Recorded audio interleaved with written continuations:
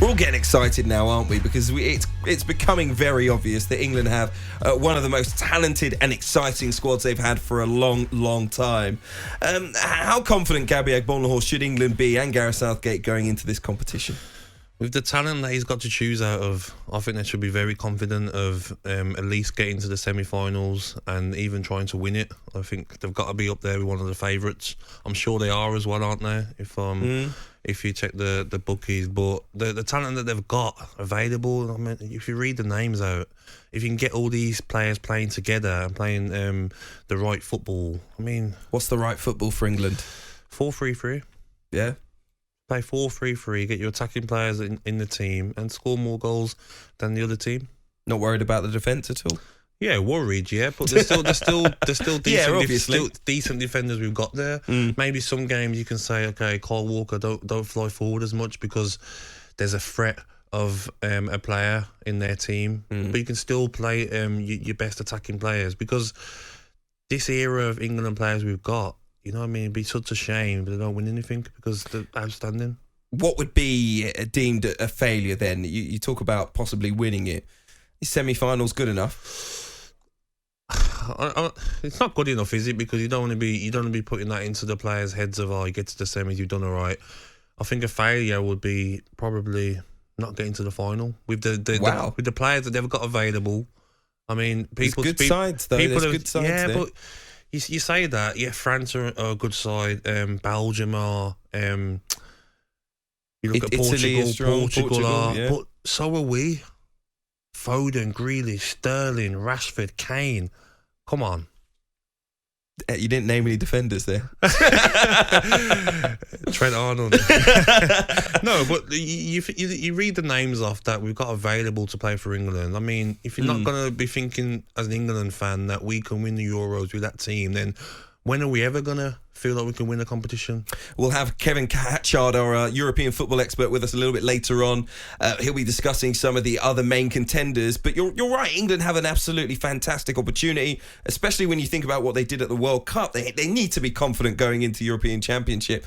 But a couple of bits to worry Gareth Southgate. Bit of news you heard there. Jordan Henderson is an injury concern for the tournament. Harry Maguire too. And if Harry Maguire doesn't play in defence, I think England, they need to rip up the script in terms of how they're going to play. If it is to be a 4-3-3, I think they have to go back to having a five-man defence effectively. Yeah, I agree. I feel if Maguire is not available, it's a massive loss for England because he's the rock, isn't he? That he can play two centre-halves. So if Maguire's injured, 100% it'll be three centre-halves. Who would you pick in the defence without Harry Maguire there? My three centre-halves would be Tyrone Mings, John Stones and Kyle Walker. Yeah, I'd agree. Yeah. That would you got two quick centre halves either side of John Stones. And we'll have to play the wing backs as well, I think, and that'll be it. Yeah, Reece James and Luke Shaw as wing backs. So that's still a strong back five. But it does take away from some of our attacking impetus. This is what the fans had been calling out for so long to get rid of. Go to 4-3-3, be more attacking. That's where all of our best players are. And there's a possibility that you see why I want us to be like that is because why can't Belgium be scared of us? Why can't Portugal be scared to play England? They've seen all our talented players playing in the top leagues in the world. Why can't they be scared about us? Why can't Portugal play five at the back if they're playing against England? Do you understand what I'm saying? The fear factor, I think, in international football comes from either teams achieving great things, getting to semi-finals and finals. Okay, England have done that, but also the style of play. You can't deny that when you watch the film, you watch the qualifiers, you watch the tournament. You know, England have never settled on a style that against a great nation, another great international side, they've really performed. You know, we've beaten Spain, okay, in a qualifier, and people cling to that just because it was in the last few years. But actually, if you look at the last year, 18 months, England's games, it's not to say that they're a bad side. Clearly, they're a very good side. But against the teams, you know, the very big teams, we played Belgium recently. You know, we're clearly in the game. You know, they're not outplaying us, but it's not like we can walk over a really big team. And until we really, what formation did we play in that game though? I can't remember exactly. But I think Calvin Phillips did play in a 2, didn't he, alongside Rice? So it would have been a 4-2-3-1, I imagine. Yeah, I just would love to see a back four, Rice and Henderson as the two sitters, with Grealish, Foden, Sterling or Sancho, Rashford, Kane, just fit these players in somehow because they're so exciting. Imagine counter-attacking with them players. But you need a settled side. You know, you can't just... That's why I'm not a manager.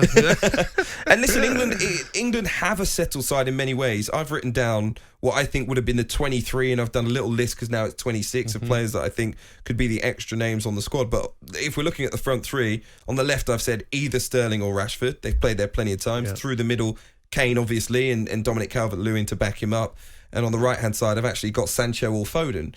You know, they've all played there. They can all clearly be very effective there. So it is settled in a way.